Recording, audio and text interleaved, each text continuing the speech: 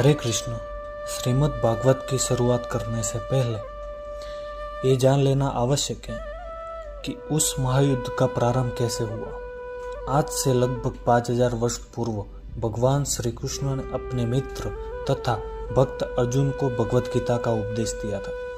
उनका यह उपदेश, जो मानव इतिहास के सबसे महान दार्शनिक तथा धार्मिक उपदेशों में से एक है, उस महायुद्ध के शुभारंभ के पूर्व हुई, जो धृतराष्ट्र के 100 पुत्रों तथा उनके चचेरे भाई पांडवों के मध्य होने वाला भातृघातक संघर्ष था।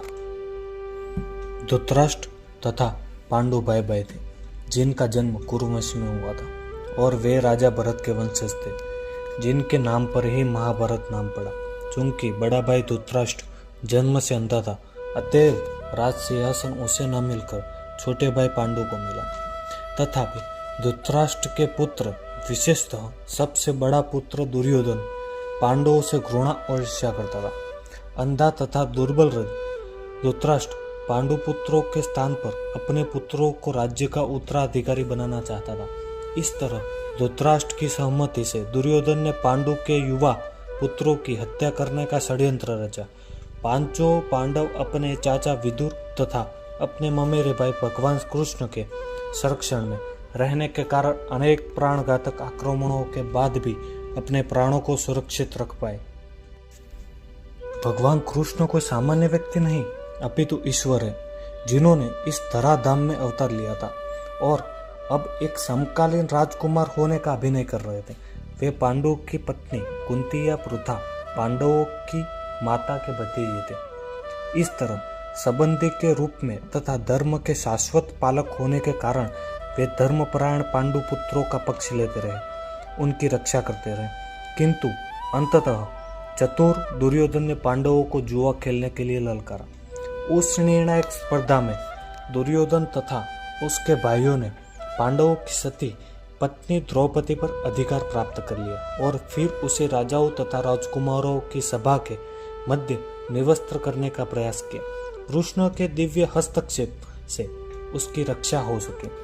उस ध्रुत कीड़ा में छल के प्रयोग के कारण पांडव हार गए, अतः उन्हें अपने राज्य से वंचित होना पड़ा और 13 वर्ष तक वनवास के लिए जाना पड़ा। वनवास से लौटकर पांडवों ने धर्म सम्मत रूप से दुर्योधन से अपना राज्य मांगा, किंतु उसने देने से इनकार कर दिया। क्षत्रियों के शास्त्रों मनोदित कर्तव्य को पूर्ण करने के लिए पांचों पांडवों ने अंत में अपना पूरा राज्य न मांगकर केवल 5 गांवों की मांग रखी। किंतु दुर्योधन ने सुई की नोक पर भी भूमि देने के लिए सम्मत नहीं हुआ। अभी तक पांडव सहनशील बने रहे, लेकिन अब उनके लिए युद्ध करना अवश्य भावी हो गया था।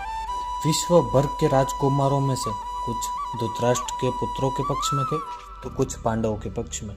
उस समय कृष्ण स्वयं पांडवों के संदेशवाहक बनकर शांति का संदेश लेकर धृतराष्ट्र की राजसभा में गए। जब उनकी याचना अस्वीकृत हो गई तो युद्ध निश्चित था। अत्यंत सच्चरित पांचों पांडवों ने कृष्ण को पूर्ण पुरुषोत्तम भगवान के रूप में स्वीकार कर लिया, किंतु धृतराष्ट्र के दुष्ट पुत्र उन्हें नहीं समझ पाए थे। तथापि कृष्ण ने विपक्षों की इच्छानुसार ही युद्ध करने में सम्मिलित होने का प्रस्ताव रखा। ईश्वर के रूप में वे युद्ध नहीं करना चाहते थे, किंतु जो भी उनकी सेना का उपयोग करना चाहे कर सकता था। प्रतिबंध यह था कि एक ओर कृष्ण की संपूर्ण सेना होगी और दूसरी ओर वे स्वयं एक परामर्शदाता तथा सहायक के रूप में वे उपस्थित होंगे। राजनीति के कुशल दुर्योधन ने आतुर साथ कृष्ण की सेना झपट ली, जबकि पांडवों ने कृष्ण को उतने ही आतुर साथ ग्रहण किया।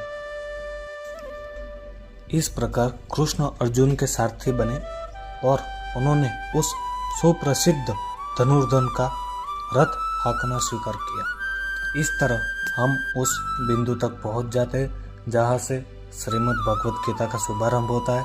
दोनों ओर से सेना युद्ध के लिए तैयार खड़ी है और धृतराष्ट्र अपने सचिव संजय से पूछ रहा है, धर्म क्षेत्रे कुरुक्षेत्रे संवेता युयुत्सव मामकाः पांडवाश्च किम कुर्वत् संजय।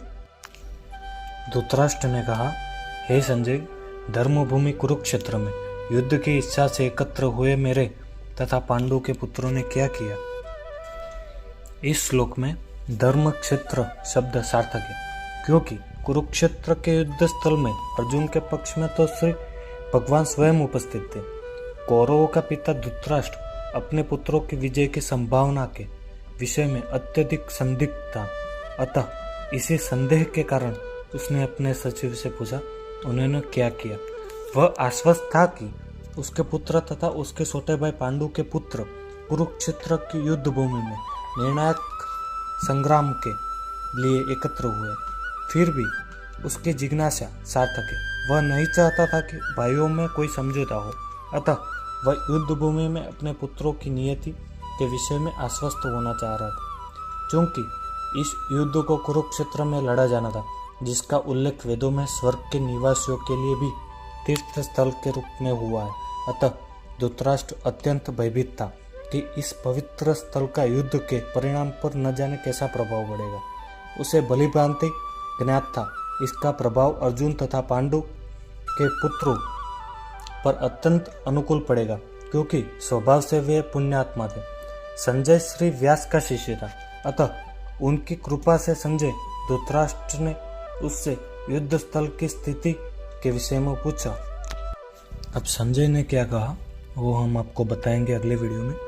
तब तक बने रहे हमारे साथ। चैनल को सब्सक्राइब करें, लाइक करें, कमेंट करें। हरे कृष्ण और शेयर करें अपने दोस्तों के साथ। हरे कृष्ण।